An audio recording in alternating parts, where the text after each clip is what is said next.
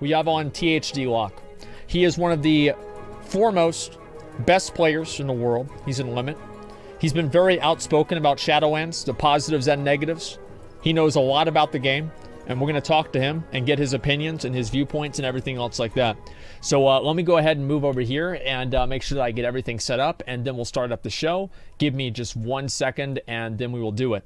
So yeah, anyway, like I've been kind of like excited to do this episode because like usually it's good.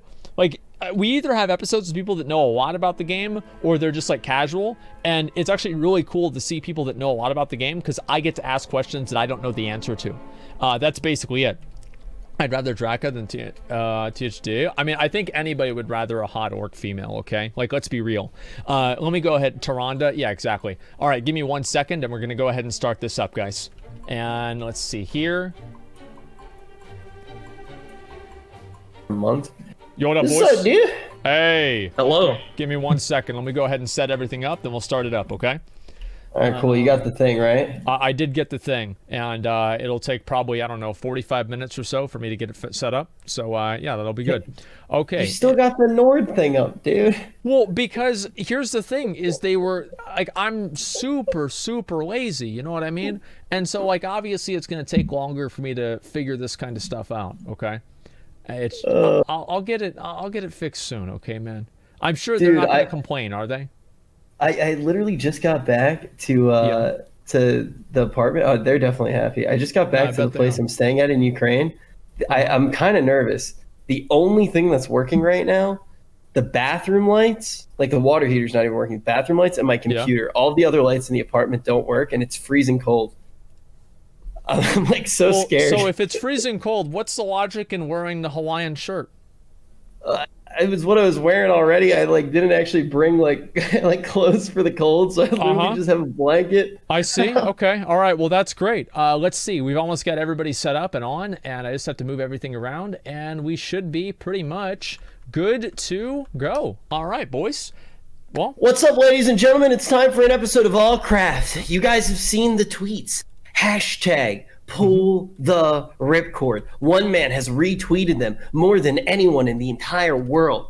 A world first raider, an absolute legend, one of the best players in the entire world. And as a Warlock, I'm a huge fan of him. THD, welcome to the show. We got plenty to ask you about tonight. All righty then. Hello. Well, yeah, thanks a lot for coming on, man. I like, for one thing, like you're still part of Limit, right? Yeah. So how'd it feel getting the world first? Well, getting the world first pretty good, you know. It's pretty good? It was pretty good, yeah. We finally got to show those Europeans what's up. Well, that's good at least. And is that... Well, I guess, like, you guys gonna do it again in Shadowlands? Yeah. We should. It should be really easy. So how many characters are you gonna have to level to do that? You know, usually you would level like 5 or 6 for like splits. Yeah. So, you know, if Covenants stay the way they are, maybe there 2 or 3 of those will be of one class. So you're thinking about leveling 2 or 3 Warlocks just for Shadowlands? Yep. Yeah, that's kind of what I assumed we would hear, and I definitely want to go into that in detail. But I feel like one of the places that we should actually start before we even get into any of the game information, right? Because there's obviously but like last week's episode was literally the day that they announced when the announcement was, or when the expansion was coming out. So we were super happy, right? You're like, you find out the good thing and you don't really look at the terror that it's coming out in a month and it doesn't feel like it's completely done, right? It's coming out in like 54 days, right? So 2 months. I feel like today our big goal is going to be realistic, talk about what we think can change in the game if pulling the ripcord is actually a real possibility. But I do want to start by asking you, last expansion, or this current expansion, BFA is the first time that we ever had these world first race events. It was really the first time that, yes, people were doing it before, but when Method really started streaming it and stuff, this is when it felt like this really big thing. Obviously, there's been a big shift. Do you think that this world first race is going to feel very different than the ones that we've seen in the past? I think it will be one of the most massive world first races ever, because of course you have the expansion coming out, right? Shadowlands is looking really, really promising in a lot of places, So I think it's going to be a really crazy world first race, and I'm expecting to break records. So far, it's broken records basically every single time. So, and now you have the expansion releasing. We just won after they lost, so it's probably going to be pretty massive. Have you felt and we've talked somewhat about this in the past when we've had the chance to talk to like different top tier raiders after the race, usually is when we actually have that opportunity. But do you feel like the competition has really started to pick up now that it's been broadcasted more and more? Because Asmon and I actually talked about this off stream the other night. Like, we were kind of talking about the trajectory of some of the guilds, yours in particular, and talking about how you guys just, you looked better and better with each raid tier. When you look at some of the other competition, do you think that you see more and more people putting in what it takes to actually get on that warpath? I think you definitely see that, right? You see a lot more orgs coming into it. You just saw Golden Guardians picking up BDG, right? I think there's some like German guild that got like a sponsor or something. There's a lot more people that are coming into the world first race. So that's really awesome, right? The more competition, the better. And definitely a lot of people are improving, and they're trying to get whatever they can and whatever advantages they can get. I keep seeing posts of people looking for a weak org guy, people looking for a guy to make boss mod timers here and there. So I even heard some rumors of Chinese guilds that were also trying to get a weak or and boss mod guide. So we'll have to wait and see, but it should be more competition, which is good. Any truth to the allegations that most of the people who are making these add-ons are creating malware to spy on other guilds? Yeah. It's not, there's no malware. It was just like, I guess you're talking right about the us going with like DBM instead of bigwigs. Yeah, dude. Yeah. I like the drama around that was actually something for anyone who doesn't know. It's like this like kind of bullshit thing that got blown completely out of proportion. When Limit actually changed what they were using, everybody just started saying malware. For anyone who didn't know what was going on there, what was kind of the story of what was happening? Basically, so we noticed that when Method was doing like beta testing and stuff, they weren't updating the timers for bigwigs, and we're like, that's kind of weird, right? So then we contacted the DBM guy, and we're like, hey, what's up? And can you help us make boss timers? You can work alongside us, and you'll help us make boss timers, and whenever Method kills the boss, and then you can release the boss timers, because if we're ahead, we're not going to release the boss timers until the next guild kills it. So that was basically the thing, and we did that, and we just used DBM, and he was basically watching our raid outside of the raid, and he was coding the timers, so we never had to take a break to make timers or any of that. He just did it, and then he put little Lua file where you would download it, put it in your folder, and that's it. You just reload UI and you're good. Well, that's pretty simple. So there's no foul play at work then, huh? No, there's no contrary to what the malware. Reddit detectives were leading people to believe. No, there's no malware there. It's all just any advantage you can get. It's basically all it is. That's about right. Makes sense. And now when we actually start talking about any advantage you can get, you've already mentioned the fact that it seems like, because we haven't had a chance to talk to, in quite some time, somebody who's going to be rating at the highest level. I think a lot of the guests that we've had on recently, and I'm really glad that we've gotten to do it on the show, Asmon and I have gotten to talk to a lot of people that play the game much more casually. And our biggest questions were, what's going to bring you back to the game? Like, what the fuck needs to change in Shadowlands to actually make you play the game again? Like, we had so many people on who have already quit, have played every single MMO under the sun, trying to avoid WoW. Some people who have started to come back out of curiosity. But you guys are going to play the game no matter what, right? That's kind of something that you guys have proven. I've seen you spam islands long past the time that you've even needed to at times, and always been up there as one of the people who's got one of the juiciest necks. You're a part of that elite guard that will kind of always play the game. What are the things that you are the most concerned about? We've already started to allude to the fact that in the raid, you know that you're going to need to have multiple warlocks. Let it all out. I've seen the tweets. What are you most concerned about, THD? I think the biggest concerns of Shadowlands, Shadowlands like 90%, 95% of the expansion. Really, really good, by the way. but there's that like 5 to 10% where you have those weird systems, and the two main systems is the covenants being hard to swap and the covenant abilities, right? Those are like the biggest problems right there. And on top of that, they also have the 1 week conduit cooldown, which I don't know why it exists. It's Thanks, one of the Blizzard. dumbest things I've ever seen. Yeah. It's basically, so imagine you have an essence, your essence, you know how in your neck you have your essences and you could swap them in and out. Imagine if that had a 1 week cooldown. That's exactly what it is, by the way. So that just has a 1 week cooldown for no reason, and I'm not sure why that is.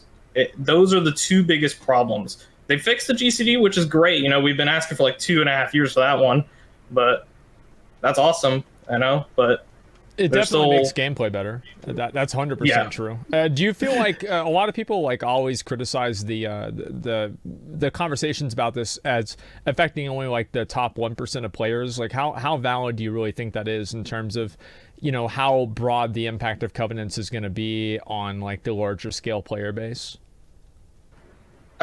Every time I hear like the argument of it only affects like 1%, in theory, does it only affect like 1% if you really need that extra damage push to kill the boss? Yes. But there are players who want to perform and play optimally, and I don't see why there is a reason to not allow those players to play the meta builds and, you know, swap talents and stuff boss to boss or like encounter to encounter, right? I don't see the real problem with that sort of gameplay. If they want to do that and if they want to get better, they have to do that, right? Mm-hmm. So restricting it seems really, I don't know, just really strange to me. It makes no sense. It punishes you for playing the game, right? I think it's just such a crazy idea because you mentioned so many of the things that go wrong. It punishes you for experimenting. It punishes you for wanting to take risks. It incentivizes other players to potentially not want to play with you. I've used this as an example quite a few times when talking about this. In Classic WoW, I genuinely believe one of the biggest things that made me stop playing Classic WoW and fall out of the flow of it was what our guild did to the raid schedule. Fantastic guild. If anybody from Seven's in the chat, what's up? 777. Funny number, man. Really funny. Hilarious. Number. Dude, it's so funny. I mean, I don't think you get it being a member of Special Olympus, but 7, dude, it's great. So I loved 7. I loved everything about 7. All of a sudden, to try to that's so funny. To try to figure out a way to save gold, they did something that a lot of guilds did do in Classic when people were ranking. They basically made it so we would raid 1 week, and then we would raid, basically, you'd raid it like the end of the week, and then you'd raid right after that. So then when you respec, you would basically kind of almost take a full week off, essentially, from raiding to need to respec less. I feel like that type of behavior that makes it so it's like, hey, you're going to do this at this point in time, and you're going to do everything after. Playing around a cooldown like that was super toxic because you felt locked into playing the game in certain ways at certain times. That free-flowing nature of being in an MMORPG is just completely taken away from the player.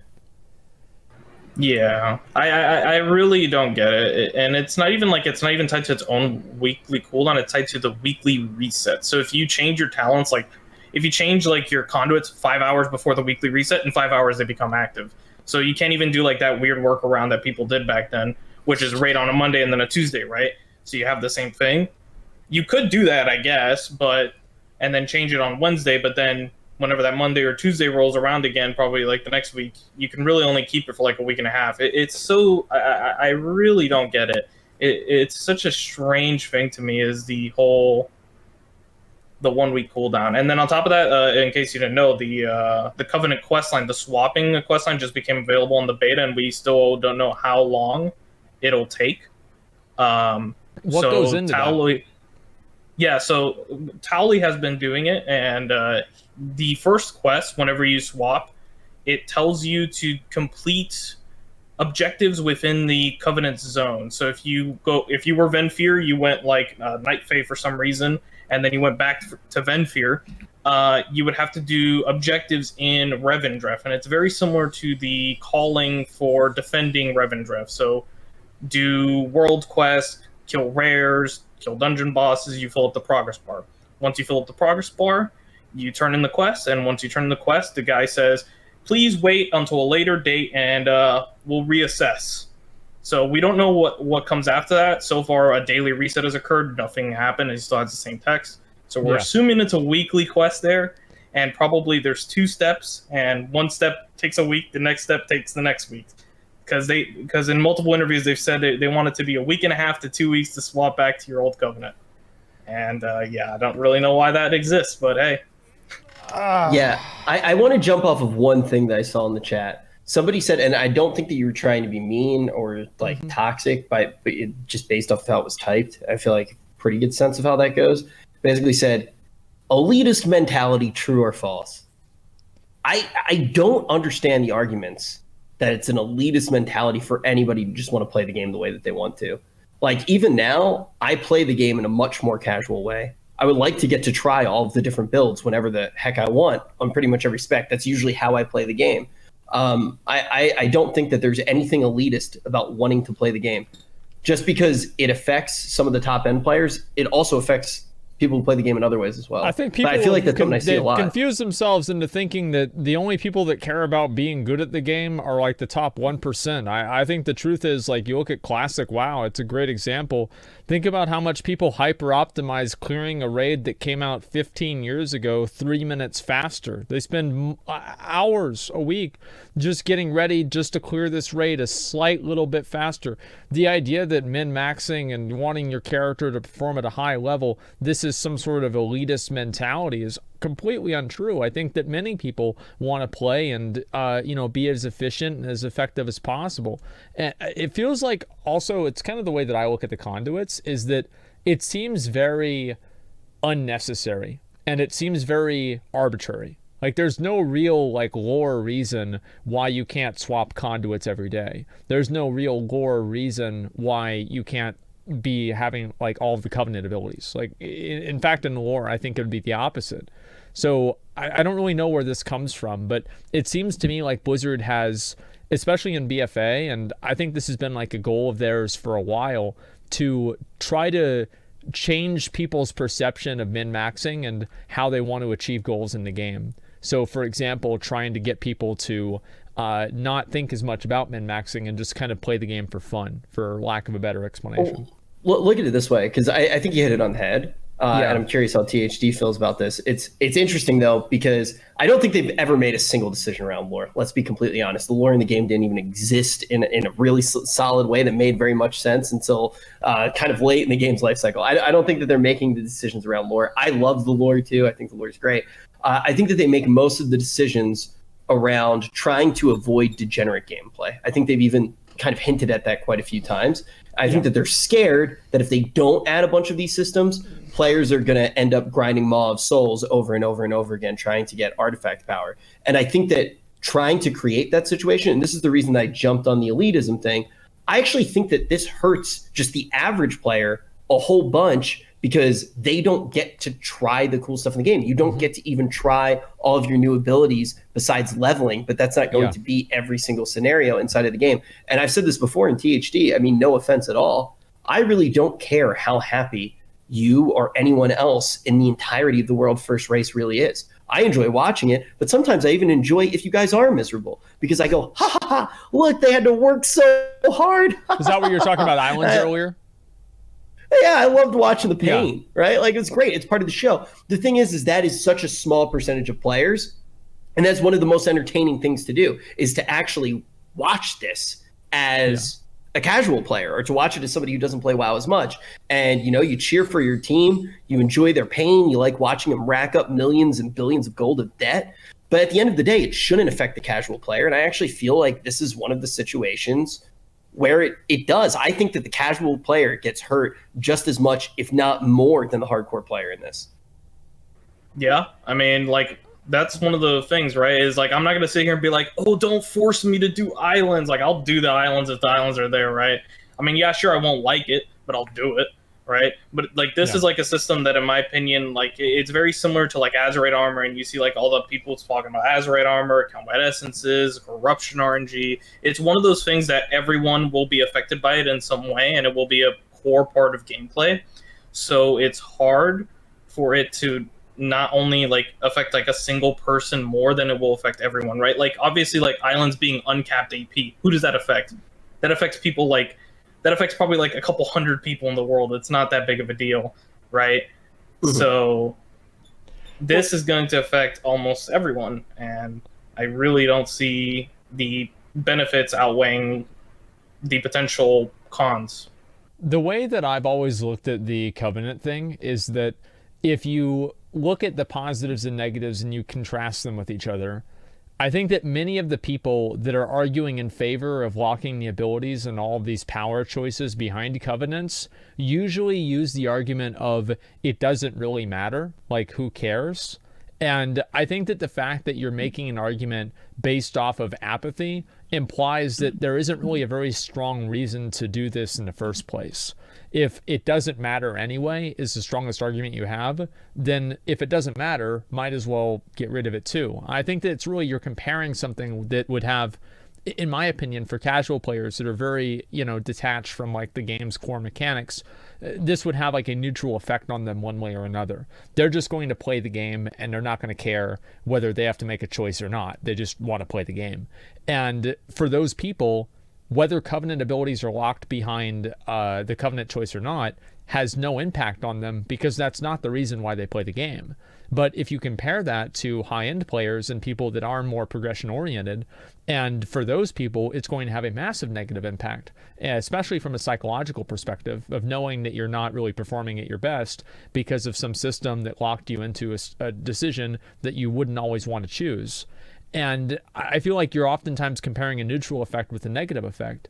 And why would you go with the negative effect if you could just have the neutral effect? It doesn't really make sense to me. I also think that there's another side to it as well. I agree with a lot of what you said, but this was actually brought up in chat by Snuits. It says, by actually having the free Covenant change, you are forcing people to play Covenants they don't want to, because the top 1% are playing that, and people only want to that in their pugs then. And I actually think that that is one of the situations that Blizzard is trying to fight against. And I don't necessarily think in practice a heavy-handed move like this solves that problem, right?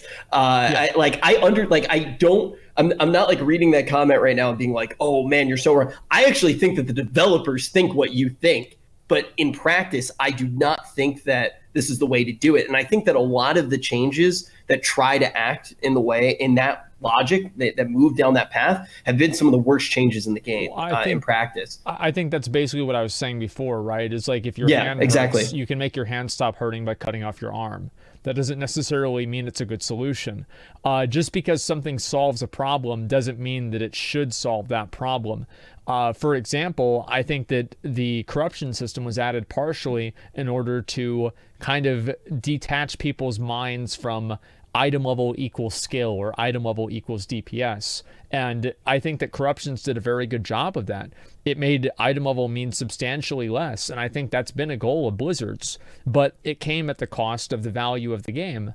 And I think that many times they've done these things to change people's perception of the game and the way that they play the game. But I think that oftentimes, instead of actually making people play the game that Blizzard wants them to, they just make players care less in the first place. So it doesn't really matter what it is, because people just are like, yeah, it's whatever. It kind of fosters a feedback loop of apathy. To go on to the corruption thing, corruption item level, they actually wanted corruption to actually make the item level more relevant. That was the initial goal of corruption. Really? So, yeah, if you go back and you actually watch the Ian interview, I think it's the 8.3, the little thing they did before the patch for 8.3 where he talks, and they did one for 8.2 as well. You can actually talk, when he talks about corruption, he says specifically how they wanted it to be more item level focus and preserve item level. So obviously, like, corruption definitely messed up on that regard, considering there was like 100 item level on an item and it was better, even though it was 100 item levels less. People were simming items with Infestars 3 that were at 0 item level, like a 10 item level sword, and it was simming better. Yeah, it was like, okay. So I'm very curious how you feel about corruption, because like what obviously most of the talk that I got to do with anyone at the high level was right when the system came out, and obtaining them was even worse than it is now. How do you feel about a system like Corruption allowing meta progression on gear after you've actually obtained a piece? I think that progression after you get a piece is pretty good in a lot of ways, but I think that Corruption, in a way, worked like that with the vendor, but there was before the vendor, obviously that really didn't exist. It was just completely random, right? Yeah. I think Valor points are a good showcase of like how getting an item and then having you upgrade that item every week kind of feels good. Even though like it may seem like kind of like, oh, I have to get Valor every week, right? It still feels good to get that item that you know is best in slot and then upgrade that item. I think that that's definitely something that's really, really good and seems to be back in Shadowlands. I would hope that they bring some of that like upgrading items back, like some of the higher end. Like if I get like a Mythic Denafrius item and I know it's the best, if I can upgrade that and really, just lock it down, like that slot's done, don't need to worry about it anymore. That feels good. Mm-hmm. I do want to say really quick to all the paragraph Andes in the chat, we want to read all of your paragraphs. Yeah, seriously, all of the novelists in the chat. If you guys want to link them or tweet them at us, we'll do it in the after show. You can call in, or we'll do it in the questions. So But yeah, no, I think that this has always been like the entire issue around this. I think is kind of it's a battle this has been going on for quite a while in terms of people feeling like they have to play certain meta things. And I think that Covenants are probably the first manifestation of it, that there's really a big controversy around it. And it's so evident of what kind of the two sides are of this. And I think that's why people are so opinionated. But I'm not really sure. I'm not sure what to do, honestly. I heard that, and this is like a possible solution. Like, I'm gonna ask you, THD, like, what would you like to see happen with Covenants in terms of the player power? Would you just like to see it be swappable like a talent, or what is your solution in your mind? I think the solution that I wanted is like, I don't think they can do it anymore. It was something that I talked about like a while ago, and then someone actually made a visual representation of what it actually is, which is this. Mm-hmm. It's an image I've been using a lot, and it's an image album with a bunch of different images. And basically, it's just have it be a talent row, but then have your Covenant choice affect each of the abilities. Since you learn the abilities as you level up, and they actually imbue you with the abilities as you level up, it only makes sense that once you reach max level and you pick your Covenant, then they would further imbue those abilities to like have the Covenant's specific visuals attached to them. I think that makes it a lot better. The problem is, right, I think it's too late for that. So they would have to probably go down the lazy route of just making it a talent row and then for some reason using a Necrolord ability as a Ventfear. But that, that's what happens whenever you procrastinate the system and don't look at like possible solutions early on. Yeah, it seems like they're very intent on making this system happen, and I think that's kind of one of the big concerns. Is it seems like that this system, and obviously like you can make an argument of like a silent majority or whatever, but a lot of the vocal feedback has been negative about the system. I would say the large majority of it has been negative, and it doesn't really make sense if you're putting a system out there that's being, for the most part, universally negatively received. Why continue doing this? Why continue doing it? And I think that's kind of where that whole hashtag of like the whole pull the ripcord came from. Is it's like why continue going down this path that seems to be causing so much trouble for a lot of people and like making them less excited for the expansion fundamentally. I also feel so stupid. I literally, when we started, which happens often, I'm sure chat's already PP laughing, hold it in Luigi, dumb Luigi, whatever. Two pixel brain Luigi. When the testing started, I was like, man, we're testing so early. There's no way that this is coming out for a while. It definitely got pushed back. I thought this shit was going to come out next year. Yeah, dude. When it came out, I was like, coronavirus saved World of Warcraft. This is going to be great. And then the announcement happens, and I'm like, oh shit, fuck yeah. And then somebody tweeted at me, yeah, but is the game done? And I was like, oh shit. And like, I feel like testing was going well in a lot of ways. Torghast, they added something stupid. Everybody goes, yo, this is stupid. And they're like, you're right. They fixed it really quick. The one thing that hasn't changed is Covenants. I feel like as everybody was testing, the communication with devs and players was actually relatively good about pretty much everything besides covenants, and slowly everything was changing. Even the GCD change has been made now. And I just feel like if we had more time, we'd be getting rid of them. Yeah. And to like go on to the thing of like the expansion releasing in like what is it, like a little less than 2 months now already? Yep.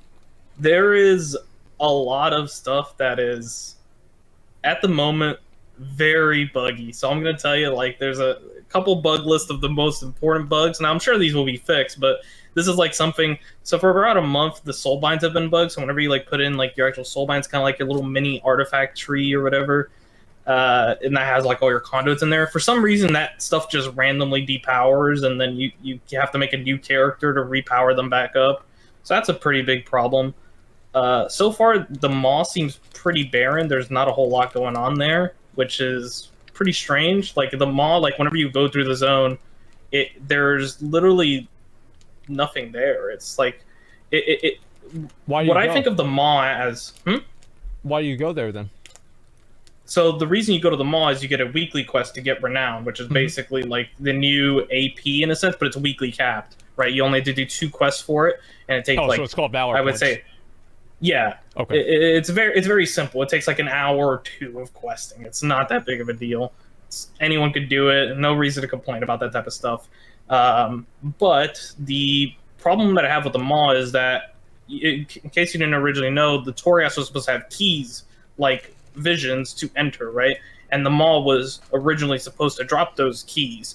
So basically, they made the maw sort of in the way of Vale and Oldham, where you have world quests that don't appear on your map, you have rares all over the place, and you have keys to Torghast that are dropping in the maw, which is coalescing visions. So basically, it's kind of like Vale and Oldham, except there's no coalesced visions. That's kind of the problem with the maw right now, is there's not really a whole lot to do there. Right now, it's like mostly just for like Covenant Sanctum upgrades. There's no real like player power there, which is a bit strange, especially in our day and age where like almost everything is tied into player power, especially with like BFA. So maybe their intent is that route, but I'm not sure because we don't really know about what exactly is going on in the maw there.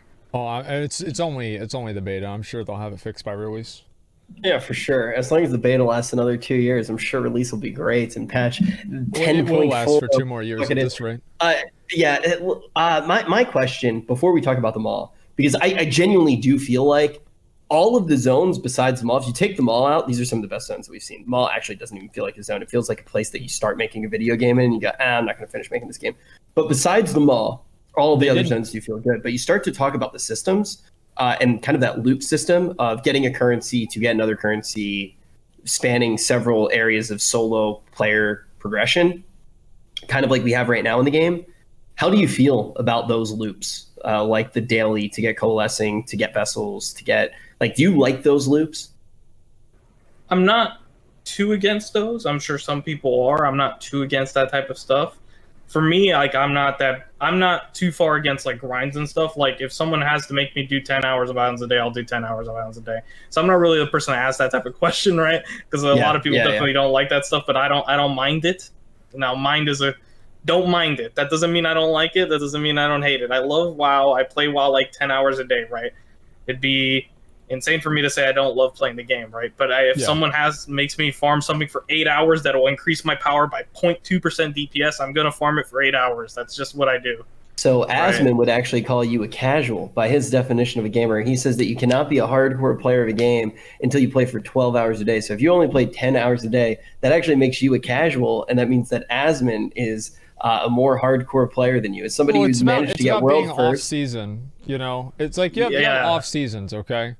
Like it's like whenever you're taking it seriously, 10 hours is pretty fucking casual. Like you play like what? Probably like 16 hours a day before the raid release. 16's pretty casual, honestly. Okay, like shut up. But see, like okay, try to start this shit. See that? I've just been waiting. Yeah.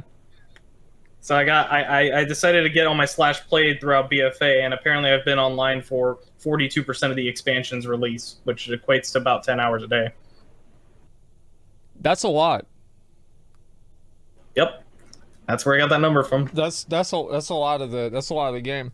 So I don't know. Like, do you feel like the Covenant choices, and this is like a question I've been kind of wondering about. I want to ask somebody who's actually done the raids.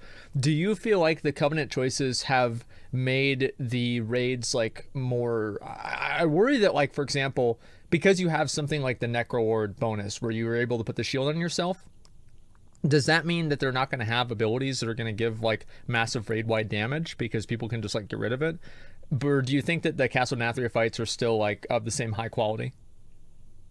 I think there's definitely some really, really good fights, and then there's some fights like Council of Blood, which you question why they even exist. But they're like, I don't think they tune around like that type of ability, right? Because like obviously you have the problem where like if you tune around like everyone having like a huge shield, if no one has it, they're all gonna die. But the thing is, right? Yeah. History has shown that they will tune things to the highest thing. One of the things that happened in Nyalofa was when we got the Shadhar, we did like 5 pulls on Shadhar. On our 6th pull, we got bored, and we just decided to equip all our corruption pieces, and then we killed the boss and destroyed him into oblivion. Then we went on to the next boss, and they buffed the boss. And we went on to the next boss, and they buffed that boss. And they went on to the next, and they buffed the boss as we pulled it, because they're like, oh my god, these guys just equipped like the most amount of corruption pieces ever. So obviously they're going to tune it for that thing happening. So if they tune it around us having the best covenant, well, that's what's going to happen, right? If we all have the best covenant, they're going to tune it around having the best covenants. If you have the worst covenant, it's really bad. So that's you just kind of feel what like, happens. Do you think that this world first race? Because I was talking to somebody about this the other day. I was like, is either going to last like 3 days or 3 weeks? Do you think you could be a situation like that where like everybody just ends up having the right covenants and it's just not really balanced very well because of that, and people just end up rolling it over? I'm kind of expecting an Antor style tier where if for some reason they don't expect that amount of damage that people are going to be doing by picking all the correct things, you're just going to roll over like the first like 80% of the instance, get to the last 2 bosses, and they're going to be like, oh, gotta turn up the knob. And then they turn up the knob because they notice that we're doing way too much damage and healing, and they're like, oh my god. And they just turn up the knob, and then you get like Fetid Devourer as the last boss. Pre-nerf. Oh god, yeah. It's going to be such a weird mind game. It's funny because Asmon and I were having a conversation, like he kind of alluded to, with somebody who doesn't necessarily play as much WoW. We were trying to talk about how long World First Race might actually go on. And it was like, well, because of how the system works and the fact that you might not be able to even change all of your stuff while you're doing it, it might be a gamble as to who's made the right call. It reminds me of when Pieces decided they were going to double down on Shamans. Everybody knew it was a gamble. Most people thought it was going to fail because it's really easy to make the Ankh interaction not work that way on a majority of the boss fights. But if it did work, they were going to look really good. It's like a feast or famine kind of strat. And now the question is, are you going to have to go with feast and famine calls? Are you going to have to gear up certain covenants because you think that they're going to be good on the harder bosses at the very end? Or is it going to be a grind where you're splitting for multiple characters with different covenants of the same class? I think for the most part, it really depends on like how powerful, because one of the things that we don't know about yet is conduits and the ranks of conduits. And that's a really important thing that we have to realize is how do we get the higher rank conduits? You know, they've said that it's tied to item level drops, but that's currently not implemented, right? We currently are only testing with rank 1 conduits. We don't have multiple rank conduits, and those things go up to like rank 15. So it really matters is what is the power difference between having a covenant on an alt character for a specific encounter, or what is the difference between having it? Because like some conduits are just like insane at higher ranks. Like let's say for some reason you can get rank 15 conduit before Denafrius Mythic. I don't think you can, but no one knows exactly, right? So let's say you can. There's a conduit that increases the damage of a certain ability of mine by 10%, and it stacks up to like, what, 15 times or something. And so it's like 150%, and that goes all the way up to 25% at rank 15 conduit. So it's like, what, 375% instead of 150% damage increase from that specific ability. That's a lot. It's, yeah, so like that type of stuff can be pretty insane versus just like, not versus just having a slightly mediocre covenant on your main character. And that's one of the big things is having I'm gonna have the alts there, but I don't think I'll be using them too much because currently, like, conceptually the warlock abilities are pretty broken. Like one of them is just like too good that even if they all did 0 damage, it's still the best. Yeah, that was. I was actually playing the beta one night, and THD came in my chat, and I was like, "I'm gonna make a suction warlock." I was like, "Oh man!" I made suck girl. We got on. I went for the right covenants. It was all around suction, and I was like, "Oh, this is gonna be so sick." And he was like, "Dude, don't play the suck build, dude. It's so shit." And sure enough, I switched to his build. I did like 8 times the damage, but then on top of that, it felt good. And that kind of leads to the next question that I want to ask. If sucking don't feel good, what is going to feel good? Do you think that the classes right now, if you weren't in this situation where you did have these hard locks where you're not able to just move all around, do you think that the class design feels good?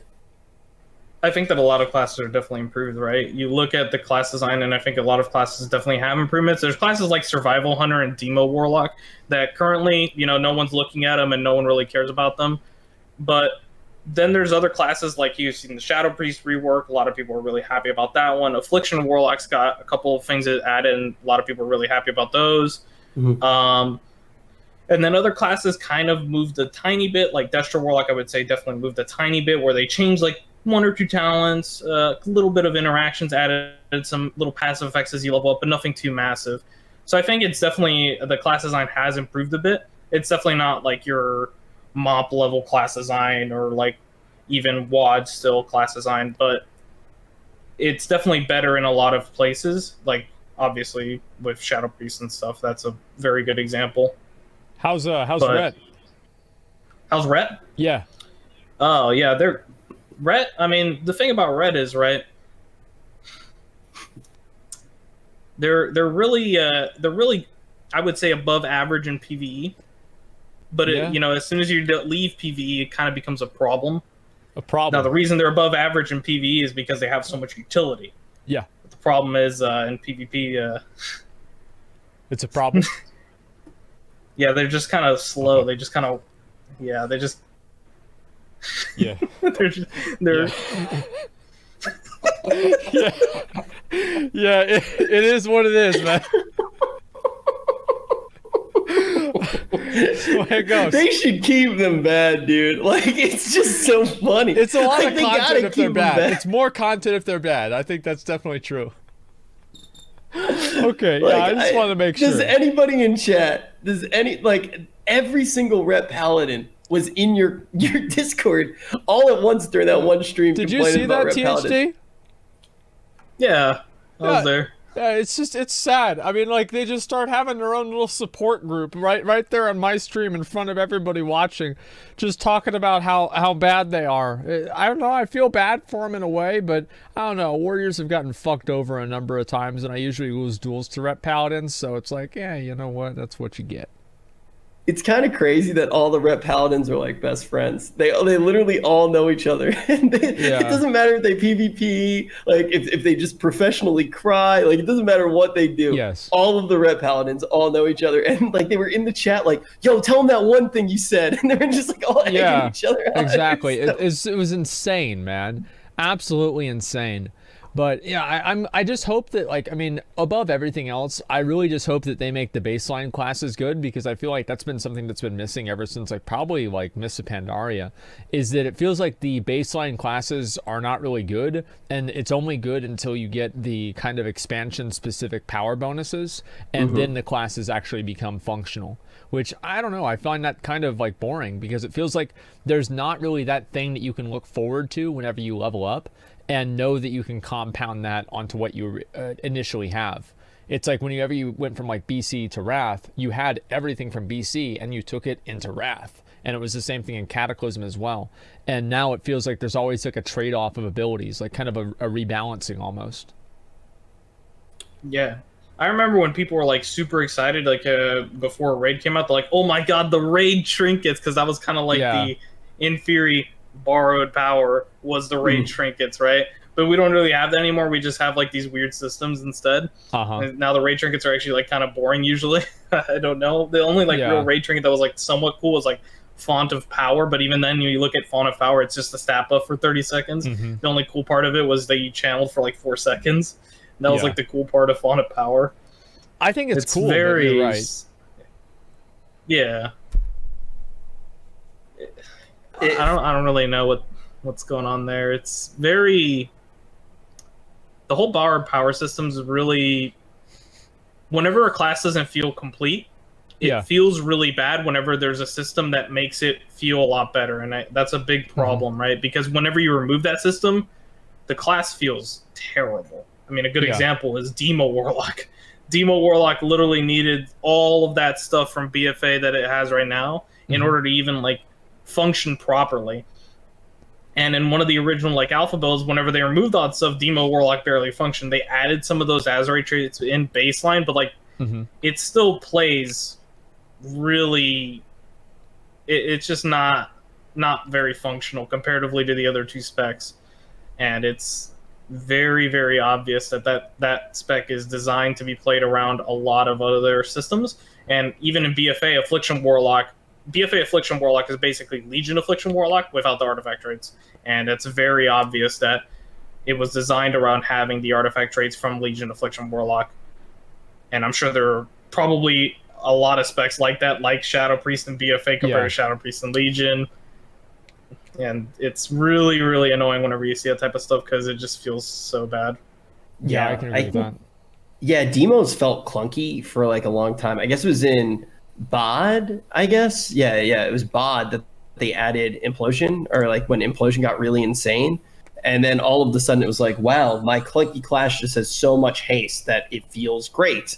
And then they ended up nerfing it, and it was like this weird back and forth with demo. So the second that you take it away, you're like, oh yeah, I hate this spec. Like, this really isn't great. And I do feel like that is definitely a problem. But the one thing that I will say in favor of some of the borrowed power is if it is really good, you can just add it baseline, right? Like, there's nothing stopping them from adding it baseline. Like, even if you look at the combust window of fire mages, like, what's to stop them from saying, okay, bracer should be a talent or it should be baseline?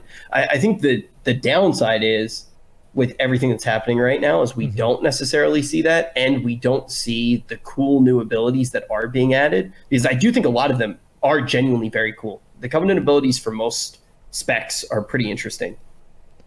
Yeah, I feel like so. I mean, they're definitely pretty fun, and like a lot of people have put out the idea of like maybe making the Covenant abilities themselves swappable, but the Covenant signature abilities like not swappable. What do you guys think about that? I think that is a somewhat of a solution, right? That solution does somewhat work, but the problem is, right, you still have those abilities tied in a power sense, right? Like, there is obvious scenarios where perhaps being a Night Fae and having Soul Shape is very powerful, or being a Kyrian and having the potion is really powerful. So that is not as important for most players in terms of like throughput. But in terms of like utility, right, a good example is, what about if you had the Venfear teleport on Unat for the laser beams, and you could just dodge the damage of the laser beams every time? Well, your whole raid would go that, because that would be insanely if you have the abilities, if you have the abilities untied from that, suddenly that ability becomes really powerful. So I think the problem is, if you only, because there's two abilities, right? If you only move one of them away, but it's the more important one, there are scenarios where that other ability, it's basically erasal. Those abilities are basically racials, and there are scenarios where that will show up. You saw it on Kill Jaden with Goblin Leap. You saw it on Jaina with Troll, right? So those scenarios will pop up. Will they be as frequent? No, but they will pop up, and it still is a slight problem, but definitely is a much better solution than the class abilities being locked, because some of the class abilities have insane synergies with other specs, and some of them just don't. Like, I can tell you, the Necrolord ability for Warlock, for Affliction, insane synergy, has like 3 damage modifiers with legendaries, talents, super awesome. For Destro, couple synergies here and there, AoE damage, single target for Affliction. For Demo, absolutely 0 synergy. It's completely dead. There's no point to, it's barely even worth pressing the damn button. And that is sort of like across a DPS class, a class that has 3 DPS specs, that exists. Now, when you obviously have the Covenant abilities, which are more class-specific instead of spec-specific and role-specific, you have issues where if your class covers all 3 roles, and something like a Druid that covers all 3 roles, right? Yeah. They're going to become more generalized to a point where it's not going to feel as good for that specific spec. And you'll have like a thing where, like, even a good example of that in current BFA is essences. Mm-hmm. So you have Lucid Dreams may be good for one spec, but then for another spec, Lucid Dreams is useless. Like, Lucid Dreams Major for Destruction Warlock is insane. Lucid Dreams Major for Affliction Warlock, absolutely terrible. So basically the Covenant abilities are like one size fits all, and like the reality is that it just fits one spec much better than the other specs. Yeah, that's like one of the big problems that a lot of people have with Covenants right there. I can definitely see that. I think that's the case kind of with some of the warrior abilities too, to like an extent, but I haven't really looked into it like all that much. I mean, also, I know some people are just going to say like, oh, wow, that's like such a casual take. But I feel like one of the things that I feel is just, why should people be punished when you're adding this really cool thing that you get to identify your character with? Why are you not just allowing people to do it because it's cool? Like, imagine if your transmog actually did give you power now. Like, if all of a sudden they were just like, yo, now, depending on what gear you're wearing, you actually do more damage. It's like, do we want to go back to that? Because then get transmog out of the game too. Like the whole thing with this is you're making a decision based off of how you want your character to look, which hasn't really been in the game before. I think that's something that's interesting. Tying it to any power system, I think, makes that decision stressful for somebody who might just want to enjoy the game. Yeah, I'll tell you, I would love to play like, you know, like obviously for me it's lucky right now because I would love to play like Necrolord and stuff, but for me, it's easy, right? I would rather play Necrolord or Venfear. And those are the two best Covenants. So, hey, I'm pretty happy there. But, like, I know that's not the case for some classes, right? Like, you look at Death Knights. Imagine a Death Knight wanting to play Night Fae. That makes no sense. Like, I'm sure there's Death Knights that want to play Night Fae. I don't know they're why just you wrong. would, but, you know, hey. Yeah, they're wrong, sure. Yeah. But, like, you know, they want to do it, right? But I'm assuming that most Death Knights are probably not going to want to play Night Fae. But if it does the most DPS and you care about performance a little bit and it does, like, 1 or 2% more, you're going to play Night Fae, and that's just a reality, right? And you're going to be sad anytime you're not hitting a mob. You're just sad because you're sitting in Uwu Castle. Why wouldn't a Death Knight want to play Night Fae, Uwu? I don't know, man. Like, I can only imagine, like, as a warrior, dude, I want to just go Venthyr. I want to be a fucking vampire. And if they make me go Kyrian, I am going to be so upset. Like, I'm going to be so mad. And it's like, at the same time, like, I'm going to probably pick whichever one makes me do the most damage. Because why the fuck not? It just makes sense. And I'd want to be able to, you know, help my group as much as I can. But still, I worry that it kind of creates like an unnecessary divide, and it creates like a decision that players don't really need to make. I don't know. That's kind of like my perspective. Man, I have to say this. Somebody in chat said, they aren't making you. Every single comment that's been said in the chat tonight has been intelligent until that comment. Has it really? Yeah, everything everybody said has been so intelligent. I think every single thing that I've read in chat has made me learn, has made me question, has made this show better. Except for that, you are a fucking idiot. That is the stupidest take you can possibly have in the entire world. They're making you farm AP. They're making you play the game. Oh, great. Good one, bro. Yeah, I don't know. It's like the thing is, I think a lot of people play the game in like kind of the like very single player mindset. And I think that's in that way, he's right. But whenever you start, you know, soliciting other players for their help and, you know, cooperation and things, sometimes they're going to want you to pay a little bit in as well. And whenever you're doing something to handicap yourself, less people are going to want to play with you. That's just the nature of things. There have been plenty of times in BFA where I've had friends of mine that just get declined. It's like, you're a shadow priest. Okay, well, you're declined. Fuck you. It doesn't matter what their Raider IO is. It doesn't matter what their gear is. It doesn't matter what their personality is. Nah, nobody gives a fuck. Just get them out of here. Let's get a mage and let's get this done.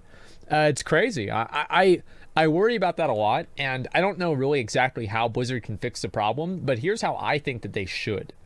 I think that the problem is the fact that people have no reason to form social bonds with each other. So they treat every interaction as a throwaway interaction. And because of that, you never have people that are willing to play with their, Night Fae warrior friend that's just, they're friends with them and it's whatever. But because there's so little actual like genuine social interaction, you never build up that trust with other people, and you don't really care about it in the same way.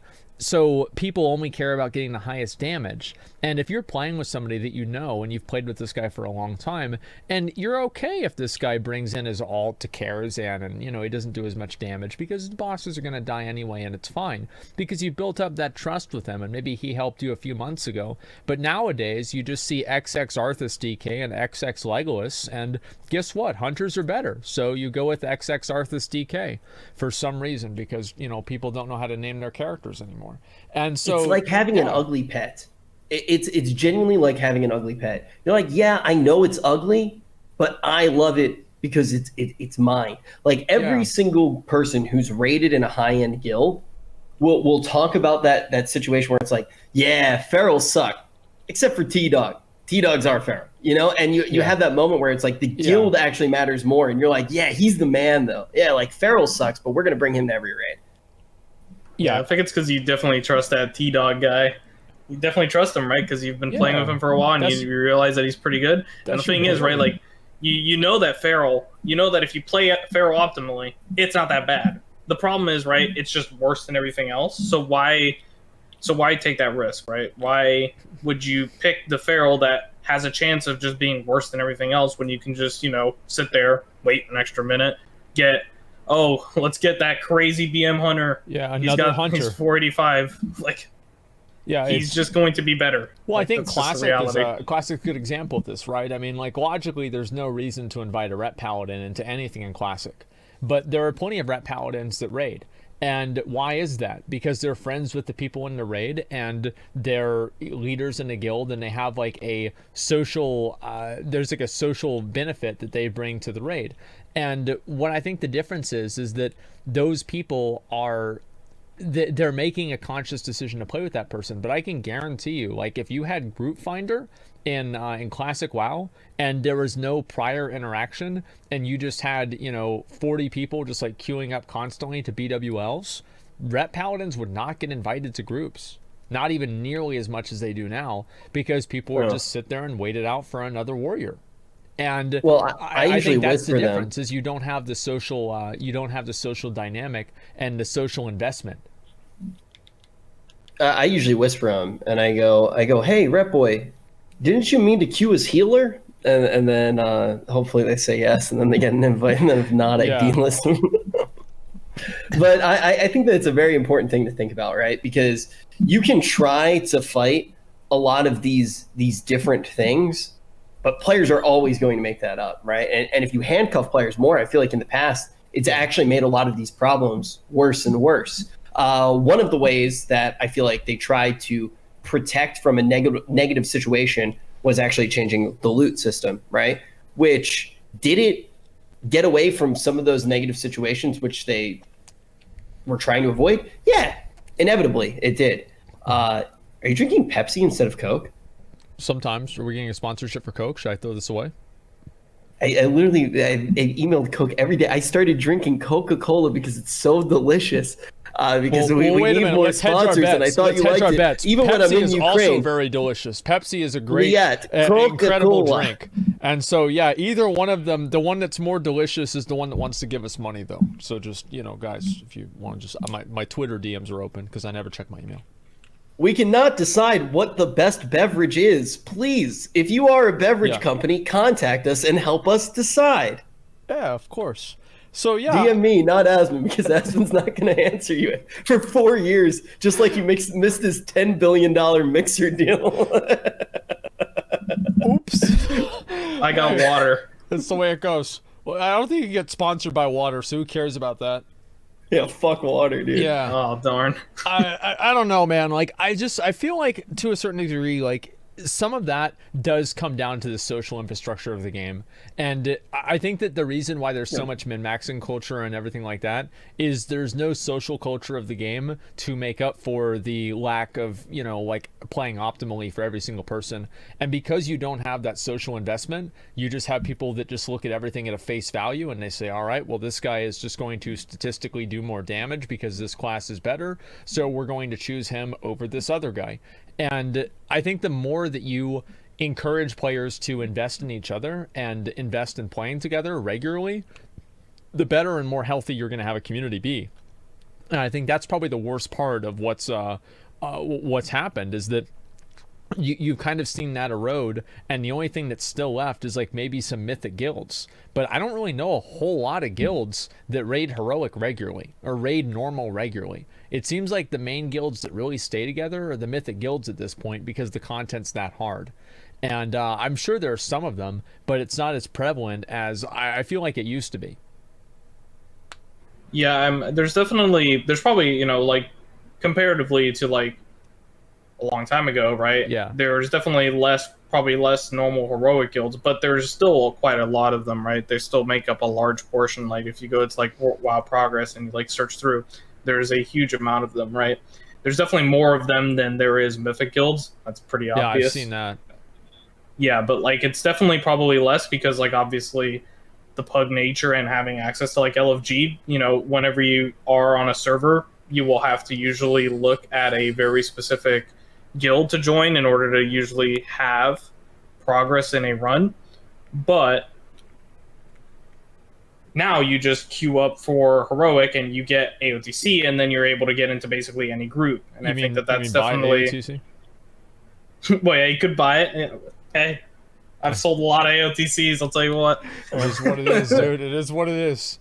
So I want to switch gears. I want to talk about something else. What about the faction imbalance, man? Like, I play Alliance, dude. It's hard. Yeah, I don't know why they're so. I feel like there's definitely should be ways for them to tackle that. And I'm not sure if you're like if you're too fond of this, but one of the things that like definitely they should do is allow Alliance players to queue into like dungeons and raids with Horde players. I don't know if you're too like fond of that, but I think that's like one of the better ways to do it. I don't think you should be able to be out in the world as Alliance and Horde, but like definitely in instance content like dungeons and raids, I think that's definitely something that would be good, because the faction imbalance at this point is either A, it's going to be lopsided one way or lopsided the other. If they make Alliance racials do 5% more damage, everyone goes Alliance, and then it's lopsided Alliance, and it causes the same exact problem. And if they're both balanced, well, everyone's just going to go to the one that is also balanced, but they're just going to go to the one that has 80% of the player base at the top end. Yeah. And that's just a reality. I'm kind of curious, because at first everybody was like, yeah, and then the no's started to pop up as well. Should we do like a straw poll or maybe at like some a Twitter point? poll? Yeah, or sure. I feel like, I don't know. It's very. I genuinely hard to don't say, know how people feel, because this is like the core of me, every like fiber of my being wants to say no. I played World of Warcraft here and Warcraft series for how many years now, and so the idea of changing the factions and making it to where people can't play together, that's insane. I couldn't even imagine that. But then you do have things like the mercenary mode now, and you do have other things that are similar to that. So it's kind of like it's really hard to say. But I do kind of I worry, because as Alliance, man, like I'll try to make a group for something, and there's some clowns, man. Like there's some, and I'm like, meanwhile, I'll go to Horde and I'll be like, all right, guys, so just go over there. You guys know how to do the boss? They're like, yep. And they're like, all right, let's do the boss. And then we just do the boss. Like there's no bullshit. It's actually crazy. So fucking great. Like, okay, so I wanted to play with Asmon, and I don't play Alliance anymore. I played Horde because, you know, I never was streaming, so you actually had to put groups together. So why would you play Alliance, right? So I was like, okay, I'm gonna try to play, and trying to play on that server is like it was so difficult. There are so many idiots there, and I don't know how that happened. I just feel like the only people who would play Alliance right now just are really stubborn or that's exactly are bad. Right. I think something that's definitely very real is whenever Max would do like viewer mythic runs, right? In earlier tiers, right? Right now we're in a farm period, so no one really does them anymore. Because who cares anymore? But he would do viewer mythic runs, and he would do a viewer horde run, and they would probably get like, let's say, 7 out of 8 mythic in Eternal Palace, right?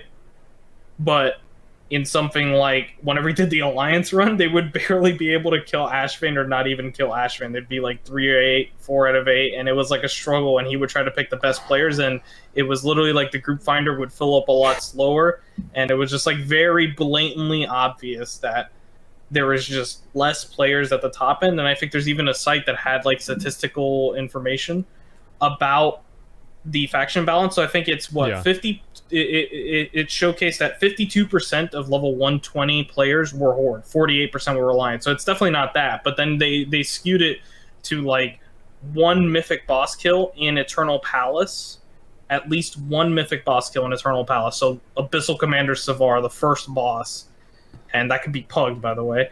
And it was at the very end of the tier, about 5 months after the tier's been out. 35% Alliance, 65% Horde. And that was after 5 months, and the boss is puggable. Yep. No wonder we keep wiping, man.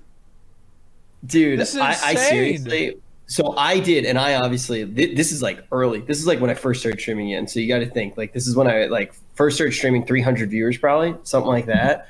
And I would pug Horde, and we, first night, like clear heroic, and it's like, yo, you guys want to do mythic?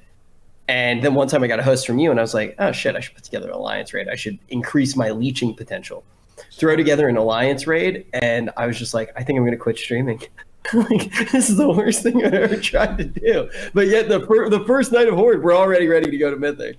Yeah, it's pretty bad. I don't know what they're going to be able to do about that. I feel like there are like some of these core issues, and like the thing is that imagine playing Alliance and then having to deal with that shit.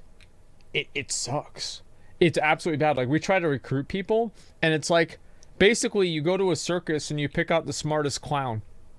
It's just sad, man. Like, I really wish that we had like more people to recruit. Like, my guild has so much trouble with this, and it's only gotten worse. I think that, like, also, do you think that faction transfers were a mistake? I mean, definitely now it's definitely a mistake, right? Yeah. But I feel like it's definitely just inevitable. I think, like, with the knowledge that like players have nowadays, like you look at something like even like Classic, right? And I feel like that definitely still happens there. Where when I was playing Classic, it was before 8.3 launched.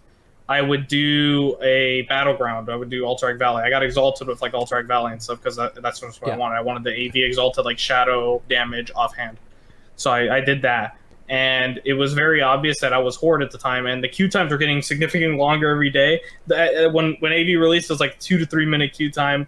By the time I finished the grind, which is like after a week or something, it was like a 10 minute, already 15 minute queue time. And I'm sure, I don't even know what the queue times are now, but I've heard it's already back to like what we currently have on retail, where like there's 30, 40 minute queue times for like Alterac Valley. And it's really, really obvious that there is a huge like faction imbalance there. It's very obvious even now when you look at PvP Islands on live. I did the PvP Island achievement on live. As Alliance, you would get a 1 minute instant queue. As Horde, I've had queues for PvP Islands of up to 40 minutes. Holy shit. Yeah, I love doing PvP Islands because there's all these people. Like, I expect to go up against rank 1 gladiators, and every time it's just people that I think they just accidentally clicked PvP Island. That's really what they accidentally, because they don't even attack you. They're just like, yeah, listen, just let us kill our crocs, and you go kill your crocs, and we'll see who wins. It's actually some of the most fun things to do ever. I love it. I did 50 PvP Islands for the achievement across like a couple of days, and I think in the 50 PvP Islands I did, we never lost a game. It was like just me and like random viewers, and never lost. And it was literally, we only had one other team that even like put up any form of a challenge, and that was literally it. There was out of the 50 games we played, only like one game was somewhat competitive, and that was it. And it wasn't like, oh, you play a warlock, warlocks are OP. Warlocks are definitely OP. I'm not saying that. I mean, like the other team was basically like they're worse than the AI somehow. I don't like they don't do anything. They just walk around. They're like NPCs. Yeah, that's about right. I wish that they had done. Yeah, go ahead, Rich. Sorry, I was just saying I made a Twitter poll for the faction thing. Oh so yeah, people can yeah. vote. Link it in chat so people can vote. I'm actually really curious to see what people have to say about this. I don't know what it's gonna be, but yeah, I'm kind of I don't know. I wish they had done more PvP islands. I've said that a number of times before, but overall, I wish that like with systems like islands and things like that they did more to like build them up and like make them more robust throughout the expansion, because I feel like islands got like an initial bad reception because of a few of the like dumb features, but like they could have made it better. Same with Warfronts, like they could have made it better. And I hope that with Shadowlands, like going into it, they actually try to like improve on these systems rather than just like throwing in the towel and giving up. Because I feel like they could have done much better. I'm quite disappointed. What is up with you? I made it on Twitter. It's a perfectly normal thing. They're all going Twitters for boomers. It's not for them. Like this, my whole audience is like fucking 38 years old. Fucking boomers. Like they're not even watching the screen. They're listening to it, and they're just like playing WoW on their main monitor. They're not even watching me. Like they have no idea. They don't use Twitter at all. Like I told them I was going to do a Twitter giveaway, and everybody started getting mad because I found out like 90% of my audience doesn't even use Twitter. What about Instagram? That's probably even less. Yeah, no way. I don't even use that, man. Yeah. Yeah, that's because only 0.1% of Asmon's audience uses Instagram. Yeah. I browse Instagram. I just don't use it. I know somebody. Never mind. Twitter and Instagram are great. I don't know how else to do a poll. It seems like plenty of people have it. It already has like 1,000 votes. Okay, well that's good enough. I guess like here, should I just do the results? Yeah, sure. Let's see it.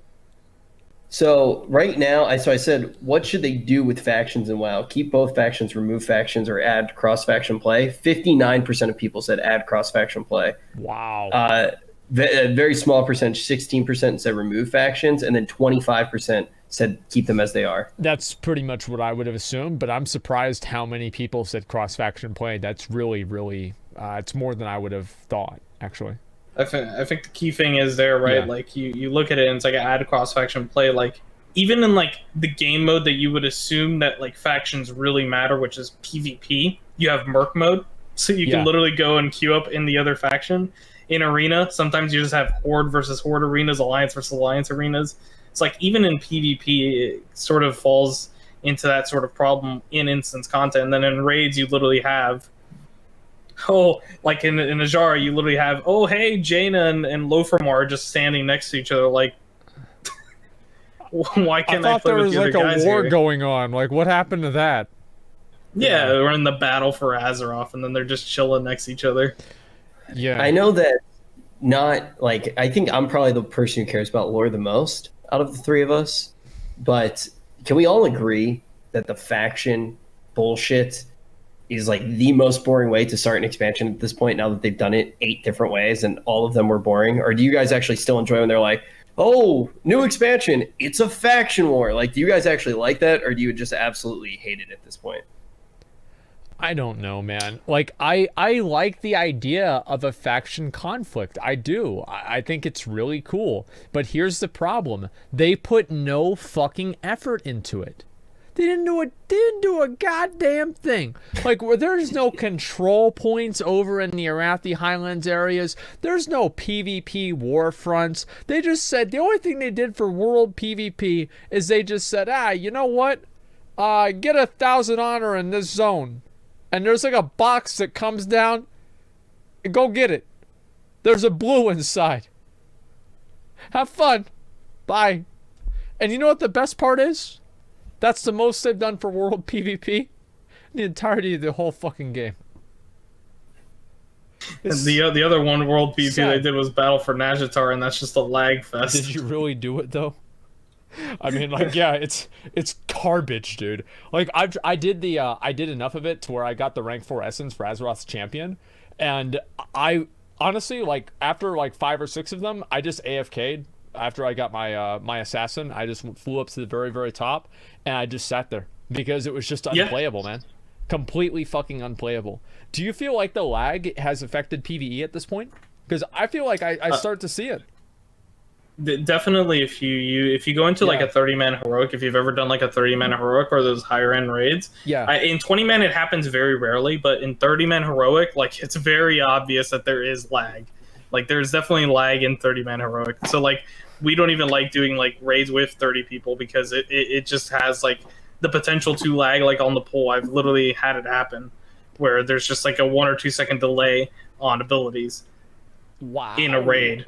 Yeah, that's one thing. I just feel like it has like genuinely gotten worse over the years. I think it's probably like all of the hidden systems and scaling stuff, but it's hard to say. I do want to say, obviously, we're going to move into the questions pretty soon. So guys, make sure to use the hashtag Ask All the Questions.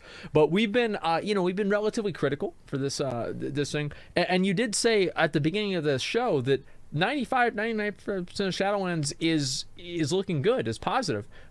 What do you mean by that? Give us some examples.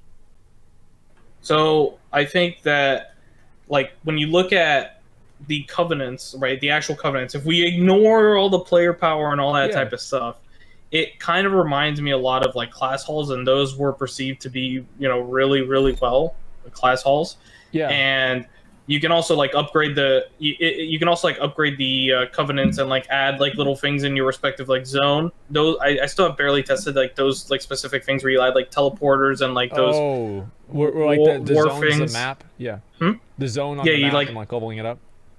Yeah, where you make all the map like better for your respective zones, and then on top of that, obviously you have a lot of people for like Torghast, For me, personally, like they have been dumbing down Torghast a bit. I will say from the alpha, it's definitely looking a little bit worse, but it's still good as a baseline. Like it's still definitely like good, and that's definitely like really nice. Because like before Islands release, we're like, but like this one's like still like, that's still pretty fine, still pretty good. So there's definitely a lot of like really good systems there, and then a lot of the stuff, even at max level, if you care about player power, a lot of it is optional. And I think that that's a big thing, is there's a lot of like optional content that you don't really have to do, but you can do it if you want to do it. And I think that that's a big thing. So that's why I think one of the problems they had with Torghast was they kind of made it mandatory by tying like legendary powers in there, so they had to dub it down. Whereas like you have something like the Mage Tower where it's not as mandatory because it's mostly completely optional there, so that you could go and do what you want to do in the Mage Tower. And that's why it was hard to do the Mage Tower at early item level. Obviously, as the expansion went on, the item level for the Mage Tower made it really, really easy for a lot of the scenarios in there. But that's just some of the things. Like, a lot of it is optional, and there's a lot of things to do. Like, I've barely explored most of the things, and there's a lot more things that I still haven't done. And I've probably played the beta, like, I would say probably 10 hours a day or so. I've kind of been chilling on the beta a bit, just so I don't get too bored and explore everything before live. But there's a lot of really good things, in my opinion. And obviously, like, professions, they are making them a little bit more relevant, so like people can make some gold that way. I don't really care about that, but if that's what people want, that's what people want. Yeah. So there's a lot of really good things out there. I can't really explain all of them, but I'll tell you, it seems really promising. I just want more content to do. Like, the whole idea of putting on a party for the Venthyr, that's cool. And, like, I don't know, like, you make a garden or, like, some kind of Animal Crossing bullshit for the Night Fae. That's also cool. And them making these things optional, I really think it's a big dick play by Blizzard.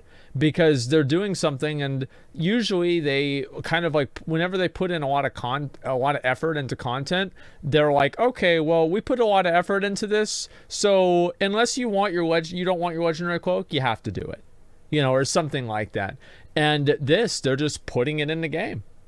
They just put this shit in the game. Yeah, that's awesome. To bounce off of that, the new mission table, it's very clear it's going to be like a more fleshed out mobile game, right? Yeah, I think it's something that everybody's like completely understands is going to happen. Yeah. I feel like they could have done a lot more with it. Like, it actually just feels so flat because the whole auto battler type of genre blew the heck up. It was a lot of fun when it was really popular.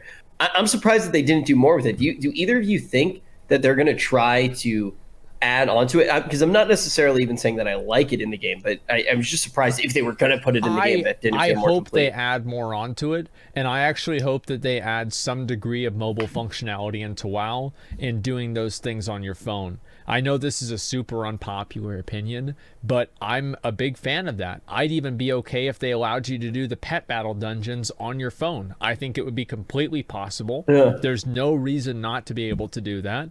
And I would love to see more mobile functionality. That would be great. Yeah. The thing is I really feel like the mobile functionality should be a mobile game that just like kind of you can show off in game, right? Like, I don't necessarily think it should be a power progression, but if you love WoW and you want to play WoW when you're taking a shit, I feel like you should have the ability to do so. You'd be able to do that. Now that we've been playing the game for 15 hours. It's like, I used to go on, do you remember when they had the companion app that let you look up the armory on your phone?